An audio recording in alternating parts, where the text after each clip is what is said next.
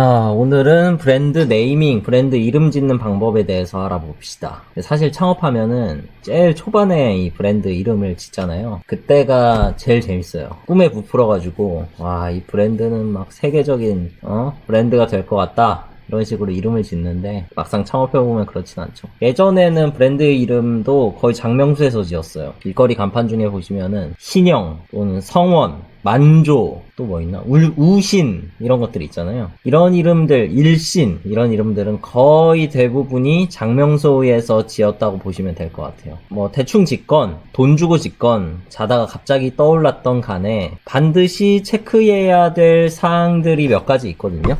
오늘 그 부분에 대해서 같이 한번 알아봅시다.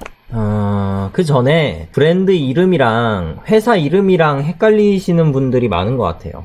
우리가 흔히 브랜드 이름을 BI라고 부르고 회사 이름을 CI, 즉 BI는 브랜드 아이덴티티, CI는 코퍼레이트 아이덴티티 이렇게 부르거든요. 물론 BI랑 CI가 이름만 뜻하는 건 아니고 어떤 그 브랜드 또는 기업의 색상, 이미지, 비전, 문화 이런 포괄적인 내용들을 아우르는 말이긴 합니다.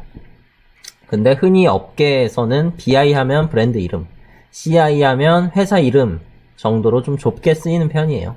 그리고 브랜드 이름이랑 회사 이름이랑 서로 달라도 됩니다. 예를 들어서 배달의 민족. 이 배달의 민족은 뭔가요? 배달의 민족은 브랜드 이름이죠. 이 배달의 민족을 만든 회사 이름은 우아한 형제들이고, 그리고 삼성이라는 회사 안에는 다양한 브랜드들이 있죠. 예전에 뭐 애니콜도 있고, 삼성전자는 회사 이름이고, 갤럭시라는 브랜드들도 있었습니다. 자, 당연히 BI랑 CI랑 같은 경우도 많습니다. 예를 들어서 피존이 LG생활건강에서 만든 거 아니야? 이렇게 말씀하시는 분들 많은데 피존은 피존이라는 회사가 만들어요. 같죠? 쿠팡도 회사 이름이 쿠팡입니다. 이 정도로 넘어가면 될 것 같고, 자, 본격적으로 들어가기에 앞서서 브랜드가 뭘까요? 브랜드. 다들 해석이 서로 달라요. 어떤 사람은 유명하면 다 브랜드다 라고 정의하시는 분들도 있고, 어떤 사람은 내가 브랜드라고 명명하면 야, 난 이거 브랜드야 내가 말하면 그게 브랜드라고 하시는 분들도 있어요. 근데 저는 브랜드를 정의할 때 소비자를 표현해주는 대리자로 브랜드를 정의해요. 저는 그렇거든요. 예를 들어서 유니클로를 입고 다니는 사람, 그리고 에르메스를 입고 다니는 사람, 또는 파타고니아를 입고 다니는 사람, 서로 뭔가 느낌이 다르죠. 연상을 해보면 아이폰을 쓰는 사람과 갤럭시를 쓰는 사람, 그 쓰는 사람의 느낌이 연상이 어느 정도 되잖아요. 테슬라를 타는 사람, 그리고 롤스로이스를 타는 사람, 느낌이 어떤가요? 마켓컬리를 애용하는 사람과 농협을 가는 사람, 브랜드는 그 소비자를 대변해줘요. 그 사람의 성격이 될 수도 있고, 재력이 될 수도 있고, 나이대가 될 수도 있고, 어떤 브랜드는 이 사람이 트렌드하다는 거를 표현해주기도 하고, 어떤 브랜드는 이 사람이 검소하다, 또는 어떤 브랜드는 이 사람은 깔끔한 사람이야 라고 표현해주기도 합니다. 브랜드는 소비자의 성향을 대신 표현해줄 때 진정한 브랜드라고 할 수 있습니다. 자, 우선 첫 번째로 마케팅 관점에서 브랜드 네임을 고려하셔야 돼요. 어느 정도 본인이 생각해 놓은 브랜드 네임이 있으면 그 이름들을 다 네이버에 우선 검색해 보세요. 예를 들어 나는 약국을 만들 건데 그 이름을 기생충이라고 하고 싶어. 예를 들어 그렇다고 칩시다. 한번 같이 검색해 볼까요? 네이버에다가 이걸 딱 검색하면은 영화가 나오고 실제 기생충이 나오고 영화가 나오고 계속 영화 얘기가 나오죠. 제가 만약에 약국을 만들어서 기생충이라고 이름을 지으면 아무리 블로그에 올리고 뭔가 광고를 하고 돈을 때려박아도 영화 기생충보다 우리 약국이 상위에 노출될 수 있는 가능성은 거의 희박합니다. 예를 들어 제가 운영하는 카페 이름이 만월회라는 이름이 하나 있거든요. 이 만월회는 지금은 우리 카페에 대한 얘기들이 많지만 예전에는 이걸 검색했을 때 거의 아무것도 없었어요. 그래서 제가 이 이름을 좋아하는 거거든요. 근데 어느 날 호텔 델루나 보시는 분들 있나요? 호텔 델루나에서 드라마 속 주인공인 아이유의 이름이 만월이었어요. 이때 우리가 만월회를 창업한 지 한 1년 정도 됐을 때였거든요. 이때 주변에서 연락이 되게 많이 왔어요. 야, 너네 대박 나는 거 아니야? 아이유가 너희들이랑 이름이 거의 똑같다. 비슷하다. 속으로 저는 그랬죠. 아, 망했다. 왜냐면 우리는 만월회뿐만 아니라 만월이라는 이름도 우리 카페가 나오도록 이제 홍보 및 마케팅을 해야 되는 상황인데, 이 만월이라는 이름으로 뭐 여러 가지 비슷한 어떤 가게들이 있는데 거기다가 아이유까지 들어와 버린 거예요. 그러니까 하나의 이름의 경쟁자가 많으면 많을수록 내가 이 경쟁자들을 이기기 위한 마케팅 비용을 더 많이 써야 된다는 소리예요. 그래서 유명한 이름이 이미 점유돼 있으면 그 이름은 되도록이면 피하시는 게 좋습니다. 그러니까 기생충이라는 이름보다는 뭐 개싱충이라는 말도 안 되는 이름이지만 이런 이름은 검색해도 나오는 게 거의 없잖아요. 이런 이름이 브랜드 네임으로는 더 좋다는 거예요. 보통 사람들이 이미 있는 이름, 많이 쓰는 이름을 좋다고 생각을 하는데, 왜냐면 사람들 입에서 많이 부르니까. 하지만 그건 다시 얘기하면 그 이름에 대한 경쟁자가 많다는 뜻이거든요. 그래서 그런 이름들은 돈이 많이 드는 이름들이에요. 내가 삼성이라는 이름으로 노래방을 차렸다고 합시다. 예를 들어서 상표권 때문에 안 되지만, 그런다고 했을 때 삼성이라는 그 거대한 기업을 이겨서 그 사람들보다 우리가 더 많이 인식될 수 있게 할 자신이 있냐고요. 아니라는 거죠. 이 브랜드 이름은 네이버뿐만 아니라 구글, 뭐 인스타, 유튜브 다 검색해 보셔야 돼요. 그래서 최대한 이 키워드에 대한 경쟁자가 없는 이름을 선택하시는 게 추후에 마케팅 비용을 많이 아낄 수 있는 지름길입니다. 자, 두 번째로 저작권의 관점에서 고려를 하셔야 돼요. 이 부분을 놓치고 브랜드 네이밍을 하시면 나중에 법정 소송에 휘말리시는 분들을 제가 너무 많이 봤습니다. 그렇게 많이 봤던 이유는 이걸 생각을 안 하고 브랜딩을 하시는 분들이 진짜 많아요. 이거 정말 위험하고 반드시 해야 되는 거거든요. 근데 이걸 고려 안 하시는 분들이 진짜 너무 많아요. 상표권이라는 거는 나만 쓸 수 있는 이름으로 특허청에서 보호해주는, 권리 보호해주는 저작권입니다. 근데 이거를 찾아보지도 않고 심지어 내가 등록할 수 있는데 등록도 안 하는 사람들이 너무 많아요. 예전에 펭수 한참 올라왔을 때 펭수가 막 주가가 뛰었을 때 누군가가 펭수라는 이름으로 저작권을 확 등록해버렸어. 물론 결과는 그 사람이 그 펭수한테 좋은 마음으로 다시 줬다고 하는데 이런 사례가 엄청 많죠. 예전에 그 이경규 아저씨가 꼬꼬면 TV에 나왔을 때 그 TV 보자마자 꼬꼬면을 상표 등록하신 분이 계셨어요.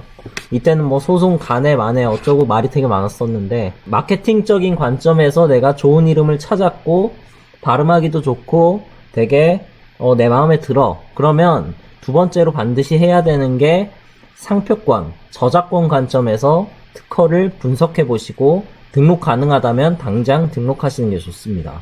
간단하게 검색하는 방법 제가 알려드릴 거예요. 키프리스라고 검색하셔서 들어가시면은 여기 지적재산권 검색에 상표라고 있어요. 상표를 클릭하시고 여기다가 이제 검색해 보는 겁니다. 예를 들어서 삼성이라고 검색을 하면 당연히 삼성전자 주식회사, 뭐 삼성물산 이런 회사들이 삼성에 대한 특허권을 다 가지고 있겠죠. 또는 배달의 민족이라고 검색해 봅시다. 그랬을 때 주식회사 우한형제들이 배달의 민족이란 이름으로 상표권을 등록해 놓은 것들을 확인할 수 있어요. 그러면 내가 하고 싶은 이름을 반드시 여기다가 검색을 해서 이미 누군가가 상표 등록을 한 건 아닌지를 파악하셔야 돼요. 근데 여기서 중요한 게 이 상품 분류거든요. 이 상품 분류가 겹치지 않으면 같은 이름도 쓸 수가 있습니다. 예를 들어서 배달의 민족으로 꽃집은 배달의 민족이 등록을 안 해놨을 수도 있잖아요. 제가 이거 다 눌러보진 않았지만 그러면은 난 꽃집으로 배달의 민족의 그 브랜드 네임을 쓸 수 있습니다. 같은 이름이더라도 이 상품 분류, 특히 그 안에서도 유사군 코드라는 게 있거든요. 그게 중요해요. 이름과 유사군 코드가 겹치지만 않으면 그 이름은 제가 사용해도 저작권에 전혀 문제가 없다는 뜻입니다. 그리고 이 키프리스는 사실 우리 같은 일반인이 일반인 수준으로 한번 쓱 훑어보는 정도지 긴가민가한 이름들이 있어요. 뭔가 될 것 같기도 하고 안 될 것 같기도 하면은 꼭 변리사한테 상담을 받아보세요. 변리사의 관점에서 보면은 일반인이 못 보는 안 되는 사유들을 말해주거든요. 그래서 전문가한테 그 부분은 상담을 받아서 그 이후에 사용하시는 걸 권장해드려요. 나중에 기껏 브랜드 다 만들어놓고 로고도 만들어놓고 막 나중에 소송 걸리고 이 이름 못 쓴다 그러면은 그 피해가 얼마예요. 그러니까 이름은 진짜 중요한 거거든요.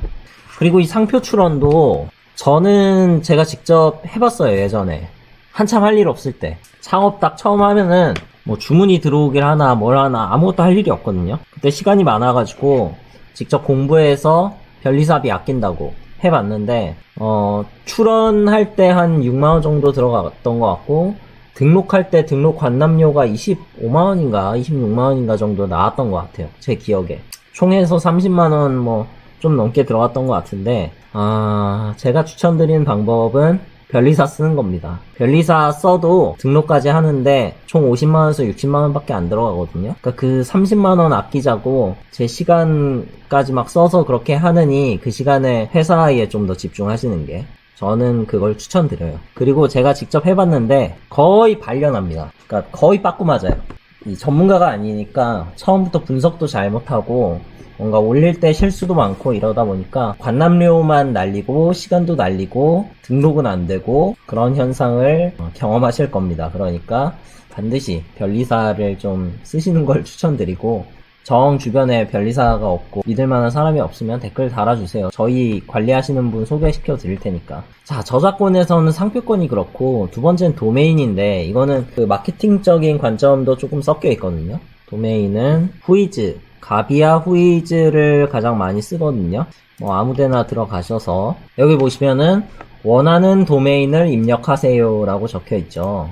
여기다가 삼성이라고 검색을 하면 너무나 당연하게도 그 어떠한 도메인도 우리는 가질 수 없습니다. 삼성이 다 장악했기 때문이죠. 하지만 뭐라고 검색할까?